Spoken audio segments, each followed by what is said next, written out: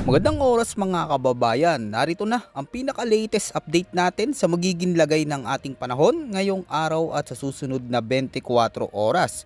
Nakapasok na ng Philippine Area of Responsibility ang low pressure na patuloy na lumalakas sa may silangan ng bansa na patuloy nating minomonitor ngayon at inaasang magiging bagyo na anumang oras at papalapit na sa ating kalupaan. Alamin natin ang mga naging pagbabago sa direksyon nito at ang mga lugar na posibleng daanan ng sistemang ito.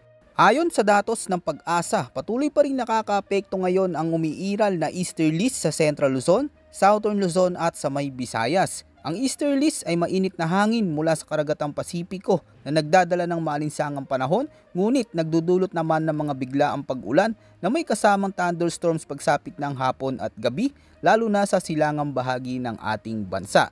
Ayon sa forecast condition ngayong araw para sa Metro Manila, Bicol Region, Eastern Visayas, Mainland Cagayan, Isabela, Quirino, Nueva Vizcaya, Nueva Ecija, Aurora, Bulacan, Rizal, Laguna, Quezon, Oriental Mindoro, maging sa Marinduque, Romblon, Aklan at Capiz. Asanang maulap na kalangitan na may kalat-kalat na pag-ulan, pagkulog at pagkidlat, dulot ng easterlies. Mag-ingat mga kabayan dahil dito posible ang biglaang flash floods o pagguho ng lupa, lalo na sa mga mababang lugar at bulubunduking bahagi. Kaya't pinapayuhan natin ang lahat ng ating mga kababayan na maging alerto at makinig sa mga abiso ng inyong lokal na otoridad. Sa Ilocos Norte, Batanes at Babuyan Islands makakaranas ng bagyang maulap hanggang maulap na kalangitan na may mga pag-ulan dulot naman ng umiiral na northeasterly wind flow. Bagamat banayad ang panahon, manatiling alerto sa biglaang pagbabago ng hangin, lalo na kung kayo ay nasa laot o kabundukan. Sa nalalabing bahagi ng Luzon, magiging bagyang maulap hanggang maulap din ang kalangitan na may mga panandaliang pag-ulan o pagkidlat pagkulog dulot ng easterlies. Maging maingat sa posibleng pagbaha at landslide sa oras na lumakas ang ulan. At sa nalalabing bahagi ng bansa kabilang ang Mindanao, asahan ang bagyang maulap hanggang madilim na kalangitan na may mga malalakas na pag-ulan na may thunderstorms, dulot pa rin ng umiiral na localized thunderstorms. Paalala sa ating mga kababayan, kapag umuulan at kumikidlat, agad na maganap ng masisilungan at iwasan muna ang mga bukas na lugar o matataas na istruktura. Para naman sa lagay at kondisyon ng hangin at karagatan sa northern at eastern sections ng Luzon, iiral ang katamtamang hangin mula sa northeast na may moderate na pag-alon sa karagatan na aabot sa 1.2 hanggang 2.1 meters. Paalala sa ating mga mangingisda, mag-ingat sa katamtamang alon lalo na kung may kasabay na pag-ulan at thunderstorms. Sa Visayas at nalalabing bahagi ng Luzon, banayad hanggang katamtamang hangin mula Ilagang Silangan hanggang Silangan na may bahagyang maalon hanggang katamtamang pag-alon na umaabot sa 1.6 meters. At sa Mindanao, magiging banayad hanggang katamtamang hangin mula Timog, Silangan hanggang Silangan na may slight to moderate na pag-alon sa karagatan na umaabot sa 0.6 hanggang 1.8 meters. Paalala sa ating mga kababayan na iwasan muna ang pagpunta sa mga karagatan o baybayin kapag malakas ang buhos ng ulan na may kasamang malalakas na thunderstorms at manatiling nakatutok sa mga opisyal na abiso mula sa Pag-asa at ng inyong lokal na pamahalaan para sa inyong kaligtasan. Update naman tayo sa galaw at direksyon ng potensyal na bagyo na papalapit na sa ating kalupaan.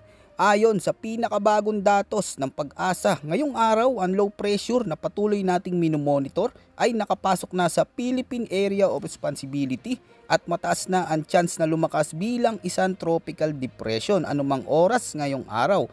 Ayon sa datos, makikita ito sa layong 1,925 kilometers ng silangan timog silangan ng Luzon. Sakaling lumakas na ito bilang bagyo ay tatawagin natin ito sa local name na Bagyong Ramil. Samantala, ayon naman sa pinakabagong datos mula sa mga international weather models, makikita na may malinaw na pagbabago sa inaasahang direksyon ng sistemang ito.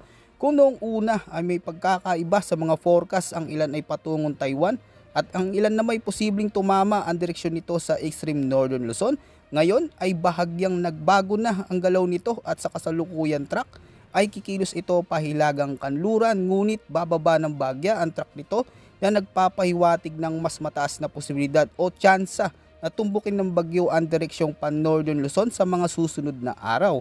Habang patuloy itong lumalapit sa ating kalupaan, inaasahan na lalo pa itong lalakas at posibleng maging ganap na tropical storm bago tumama sa ating kalupaan sa mga susunod na araw. Mga kababayan, kung magpapatuloy ang ganitong direksyon, hindi malayong magkaroon ng landfall sa bahagi ng Cagayan, Isabela o Batanes area sa kalagitnaan o bago matapos ang linggong ito. Ngunit mga kababayan, mahalagang tandaan, habang papalapit ang sistema, mas tumataas nga ang mga accuracy ng forecast track nito. Ngunit gaya ng ating paalala, posible pa rin ang mga pagbabago sa kilos at galaw nito sa mga susunod na oras. Maaaring bumaba pa ang track at umabot sa Central Luzon o kaya na may umakyat patungong Babuyan Islands at sa may Batanes. Dahil dito hindi dapat maging kampante ang mga kababayan natin lalo na sa Northern at Central Luzon. Kahit hindi direktang tatamaan ng sentro ng bagyo, maaari pa ring maranasan ang malalakas na ulan, matitinding bugso ng hangin at pagbaha sa mga susunod na araw. Paalala sa lahat ng ating mga kababayan, maiging maganda na ng mga emergency kits tulad ng flashlights at sapat na pagkain at tubig. Siguraduhin nakasigurado ang mga bubong at mga panlabas na kagamitan. Sa mga nasa tabing dagat naman, bantayan ang banta ng storm surge o malalaking alon habang lumalapit ang bagyo. At kung nakatira sa mga mabababang lugar at malapit sa gilid ng bundok, makinig sa mga anunsyo ng lokal na otoridad sakaling kailangang lumikas. Ang bawat pagbabago sa galaw ng sistemang ito ay maaaring magdulot ng malaking epekto sa ating panahon, kaya't manatiling nakatutok sa mga opisyal na advisories ng Pag-asa at huwag basta maniwala sa mga di kumpirmadong ulat panahon. Sa mga darating na araw, habang unti-unti lumalapit ang bagyo, ang pagiging alerto, handa at disiplinado ng bawat isa ang magiging sandata natin laban sa panganib ng kalikasan. Ang kaligtasan ay nagsisimula sa tamang impormasyon at maagang paghanda. Para sa susunod na pinakabagong weather updates, manatiling nakamonitor dito sa ating channel at siguraduhin nakasubscribe at naka-on ang inyong notification bell upang lagi namin kayong ma-update sa mga babala ng Pag-asa at iba pang weather advisories na kailangan nating paghandaan. Mag-ingat po tayong lahat mga kababayan, malagang paalala na ang kaligtasan ay laging nagsisimula sa pagiging maagap at alerto. Maraming salamat sa inyong patuloy na pagsuporta. Huwag kalimutang i-share ang video na ito upang mas marami pa mga kababayan natin ang maging handa at alerto sa lagay ng ating panahon at para sa kaligtasan ng bawat isa. Yan muna ang ating pinaka-latest weather update. Ito po ang inyong weather forecast ng bansa.